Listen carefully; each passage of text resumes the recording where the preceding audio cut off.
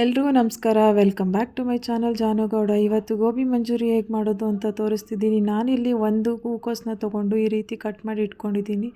ಇದನ್ನು ಸ್ವಲ್ಪ ಬಿಸಿನೀರಲ್ಲಿ ಹಾಕಬೇಕಾಗುತ್ತೆ. ಅದರಿಂದ ಕುದಿಯೋಕ್ಕೆ ನೀರು ಹಾಕ್ಕೊಂಡು ಸ್ವಲ್ಪ ಅರಿಶಿನ ಉಪ್ಪು ಹಾಕಿ ಕುದ್ಮೇಲೆ ಈ ರೀತಿ ಏನು ಕಟ್ ಮಾಡಿ ಇಟ್ಕೊಂಡಿದ್ದೀವಿ ಅದನ್ನು ಹಾಕಿ ಒಂದು 5 ನಿಮಿಷ ಬಿಟ್ಟು ಅದನ್ನು ಸೋಸ್ಕೋಬೇಕು. ಆವಾಗ ಹುಳ ಏನಾದರೂ ಇದ್ದರೆ ಫುಲ್ಲು ನೀಟಾಗಿ ಕ್ಲೀನ್ ಆಗುತ್ತೆ. ಈಗ ನಾನು ಸೋಸ್ಕೋತಾ ಇದ್ದೀನಿ, ಯಾಕಂದರೆ ನೀರಂಶ ಇರಬಾರ್ದು, ಅದರಿಂದ ಸೋಸೋದಕ್ಕೆ ಹಾಕಿದ್ದೀನಿ. ಇವಾಗ ಅದಕ್ಕೆ ಕೋಟಿಂಗಿಗೆ ನಾನಿಲ್ಲಿ 2 ಸ್ಪೂನ್ ಮೈದಾ ಹಿಟ್ಟು, 3 ಸ್ಪೂನ್ ಕಾರ್ನ್ಫ್ಲೋರು, ಹಾಗೆ 1 ಸ್ಪೂನು ಶುಂಠಿ ಬೆಳ್ಳುಳ್ಳಿ ಪೇಸ್ಟು, ಮತ್ತು 1 ಸ್ಪೂನ್ ಕಾಳುಮೆಣಸು, ಹಾಗೆ 1ರಿಂದ 2 ಸ್ಪೂನು ಚಿಲ್ಲಿ ಪೌಡರು, ಕೆಂಪು ಮೆಣಸಿನ್ಕಾಯಿ ಪುಡಿ, ನಿಮಗೆ ಎಷ್ಟು ಖಾರ ತಕ್ಕಂತೆ ನೀವು ಹಾಕ್ಕೋಬೋದು, ಹಾಗೆ ರುಚಿಗೆ ತಕ್ಕಷ್ಟು ಉಪ್ಪು, ಇಷ್ಟನ್ನು ಹಾಕ್ಕೊಂಡು ಮಿಕ್ಸ್ ಮಾಡ್ಕೊಳ್ಳಿ. ಹಾಗೆ ನೀರನ್ನ ನೋಡಿಕೊಂಡು ಸ್ವಲ್ಪ ಸ್ವಲ್ಪನೇ ಸೇರಿಸಿ ಮಿಕ್ಸ್ ಮಾಡಿ, ಯಾಕಂದರೆ ಕಾರ್ನ್ಫ್ಲೋರ್ ಹಾಕಿರೋದ್ರಿಂದ ನೀರಾಗಿಬಿಡುತ್ತೆ. ಅದರಿಂದ ನೋಡಿಕೊಂಡು ಹಾಕ್ಕೊಂಡು ಮಿಕ್ಸ್ ಮಾಡ್ಕೊಳ್ಳಿ. ಇಲ್ಲಿ ನಾನು ಸ್ವಲ್ಪ ಸ್ವಲ್ಪನೇ ನೀರು ಹಾಕ್ಕೊಂಡು ಈ ರೀತಿ ಮಿಕ್ಸ್ ಮಾಡ್ಕೋತಾ ಇದ್ದೀನಿ.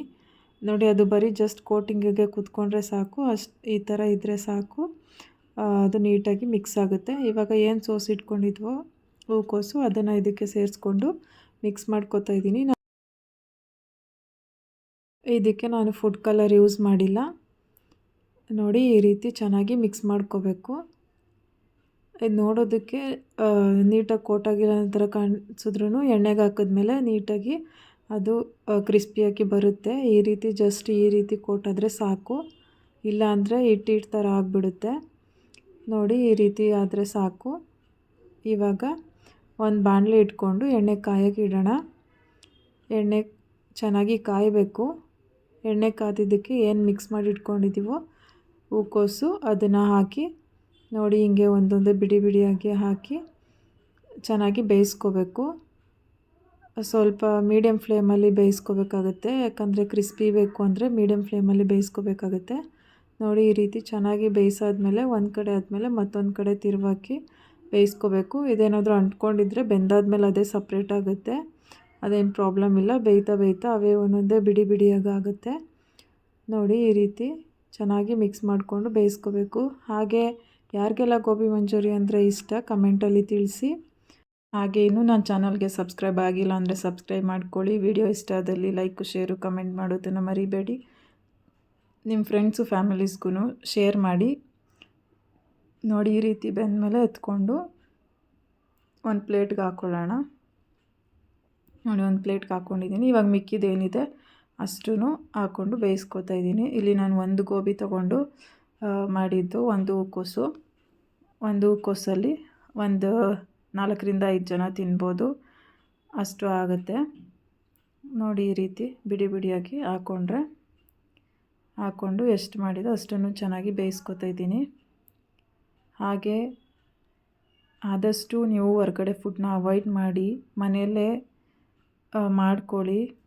ಮನೇಲೂ ಸಹ ರುಚಿಯಾಗಿ ಮಾಡ್ಕೋಬೋದು. ನೋಡಿ, ನಾನಿಲ್ಲಿ ಯಾವುದೇ ಫುಡ್ ಕಲರ್ ಆಗಲಿ ಯೂಸ್ ಮಾಡಿಲ್ಲ. ಏನಂದರೆ ಸ್ವಲ್ಪ ಟೈಮ್ ಹಿಡಿಯುತ್ತೆ ಅಷ್ಟೇ. ಆದರೆ ಕಮ್ಮಿ ರೇಟಲ್ಲೇ ತುಂಬ ಜನ ಮನೇಲಿ ಮಾಡ್ಕೊಂಡು ತಿನ್ಬೋದು. ಹೊರಗಡೆ ಹೋಗಿ ಅಷ್ಟು ದುಡ್ಡು ಕೊಟ್ಟು ತಿಂದು ಆರೋಗ್ಯ ಕೆಡಿಸ್ಕೊಳ್ಳೋ ಬದಲು ಈ ರೀತಿ ಮನೆಯಲ್ಲೇ ತಂದು ಎಲ್ಲರೂ ಖುಷಿ ಖುಷಿಯಾಗಿ ಮನೆಯಲ್ಲೇ ಮಾಡ್ಕೊಂಡು ತಿನ್ಬೋದು. ನೋಡಿ, ಈ ರೀತಿ ಬೇಯಿಸ್ಕೊಂಡಿದ್ದೀನಿ. ಕಲರ್ ಹಾಕಿಲ್ಲ, ಅದಕ್ಕೋಸ್ಕರ ಇದೆ ನಾರ್ಮಲ್ ಕಲರು ಬ್ರೌನ್ ಕಲರ್ ಬಂದಿದೆ. ಈಗ ನೋಡಿ, ಇದು ಕೂಡ ಹಾಗೆ ತಿನ್ನೋದಕ್ಕೂ ಚೆನ್ನಾಗಿರುತ್ತೆ ಕ್ರಿಸ್ಪಿಯಾಗಿ. ಇವಾಗ ಒಗ್ಗರಣೆ ಹಾಕ್ಕೊಳ್ಳೋಣ. ನಾನು ಸಾಸ್ಗಳನ್ನೆಲ್ಲ ಒಂದೇ ಬೌಲ್ಗೆ ಹಾಕ್ಕೊಂಡು ಮಿಕ್ಸ್ ಮಾಡಿ ಇಟ್ಕೊಂಡಿದ್ದೀನಿ. ಈಗ ಬಾಣಲಿ ತೊಗೊಂಡು 1ರಿಂದ 2 ಸ್ಪೂನ್ ಆಯಿಲ್ ಹಾಕ್ಕೊಂಡು ಶುಂಠಿ ಬೆಳ್ಳುಳ್ಳಿ ಚಿಕ್ಕದಾಗಿ ಕಟ್ ಮಾಡಿ ಇಟ್ಕೊಂಡಿದ್ದೆ ಅದು, ಮತ್ತು ಹಸಿಮೆಣ್ಸಿನ್ಕಾಯಿ ಹಾಕಿ, ಈಗ ಉದ್ದುದಕ್ಕೆ ಈರುಳ್ಳಿ ಹಚ್ಚಿಟ್ಕೊಂಡಿದ್ದೆ ಅದು ಹಾಕಿದ್ದೀನಿ, ಮತ್ತು ಸ್ವಲ್ಪ ಕ್ಯಾಪ್ಸಿಕಮ್ಮು, ಇಷ್ಟನ್ನು ಹಾಕಿ ಸ್ವಲ್ಪ ಚೆನ್ನಾಗಿ ಫ್ರೈ ಮಾಡ್ಕೋಬೇಕು. ಇದಕ್ಕೆ ಒಂದು ಸ್ವಲ್ಪ ಉಪ್ಪನ್ನ ಸೇರಿಸ್ಕೊತಾ ಇದ್ದೀನಿ ನಾನು, ಬರೀ ಈರುಳ್ಳಿ ಕ್ಯಾಪ್ಸಿಕಮ್ಗೋಸ್ಕರ. ಯಾಕಂದರೆ ಸಾಸಸಲ್ಲೆಲ್ಲ ಉಪ್ಪಿರುತ್ತೆ, ಮತ್ತು ಗೋಬಿನ ಡ್ರೈ ಗೋಬಿ ಬೇಯಿಸ್ಕೊಳ್ಳೋದಕ್ಕೂ ನಾನು ಉಪ್ಪು ಸೇರಿಸಿರೋದ್ರಿಂದ ಒಂಚೂರು ಉಪ್ಪು ಸೇರಿಸ್ಕೊಂಡಿದ್ದೀನಿ. ನೋಡಿ, ಈ ರೀತಿ ಫ್ರೈ ಆದಮೇಲೆ ನಾನಿಲ್ಲಿ ಚಿಲ್ಲಿ ಸಾಸು ಮತ್ತು ಟೊಮೆಟೊ ಸಾಸು ಹಾಗೆ ಸೋಯಾ ಸಾಸ್ ತೊಗೊಂಡಿದ್ದೀನಿ. ಅಷ್ಟನ್ನು ಮಿಕ್ಸ್ ಮಾಡಿಕೊಂಡು ಒಂದೇ ಬೌಲ್ಗೆ ಹಾಕ್ಕೊಂಡು ಹಾಕ್ತಾಯಿದ್ದೀನಿ. ನೋಡಿ, ಇವಾಗ ಏನು ಸಾಸಸ್ ತೊಗೊಂಡಿದ್ದೆ ಅಷ್ಟನ್ನು ಹಾಕ್ಕೋತಾ ಇದ್ದೀನಿ. ಇದನ್ನು ಹಾಕಿ ಸ್ವಲ್ಪ ಫ್ರೈ ಮಾಡ್ಕೋಬೇಕು. ಸ್ವಲ್ಪ ಫ್ರೈ ಚೆನ್ನಾಗಾದಮೇಲೆ ಇದಕ್ಕೆ ಸ್ವಲ್ಪ ನೀರು ಸೇರಿಸ್ಕೋಬೇಕಾಗುತ್ತೆ. ನೋಡಿ, ಈ ರೀತಿ ಚೆನ್ನಾಗಿ ಫ್ರೈ ಮಾಡ್ಕೊಳ್ಳಿ. ಇದನ್ನು ಫ್ರೈ ಮಾಡಬೇಕಾದ್ರೆ ನೀವು ಜಾಸ್ತಿ ಉರಿಯಲ್ಲೇ ಇಟ್ಕೋಬೇಕು. ಇವಾಗ ಒಂದು ಸ್ವಲ್ಪ ನೀರು ಸೇರಿಸ್ಕೊಂಡು ಬೇಯಿಸ್ಕೊತಾ ಇದ್ದೀನಿ. ಈಗ ಸ್ವಲ್ಪ ಕಾರ್ನ್ಫ್ಲೋರು ನೀರು ಮಿಕ್ಸ್ ಮಾಡಿಕೊಂಡು ಹಾಕ್ಕೋತಾ ಇದ್ದೀನಿ. ನಿಮಗೆ ಗ್ರೇವಿ ಜಾಸ್ತಿ ಗ್ರೇವಿ ಥರ ಇದ್ದರೆ ಇಷ್ಟ ಅಂದರೆ ಸ್ವಲ್ಪ ಜಾಸ್ತಿ ಗ್ರೇವಿ ಥರ ಮಾಡ್ಕೊಳ್ಳಿ. ಡ್ರೈ ಇಷ್ಟ ಅಂದರೆ ಸ್ವಲ್ಪನೇ ಕಾರ್ನ್ಫ್ಲೋರು ನೀರು ಹಾಕ್ಕೊಂಡ್ರೆ ಆಗುತ್ತೆ. ನಮಗೆ ಜಾಸ್ತಿ ಗ್ರೇವಿ ಇಷ್ಟ ಆದ್ದರಿಂದ ನಾನು ಸ್ವಲ್ಪ ಜಾಸ್ತಿನೇ ಗ್ರೇವಿ ಥರ ಮಾಡ್ಕೊಂಡಿದ್ದೀನಿ.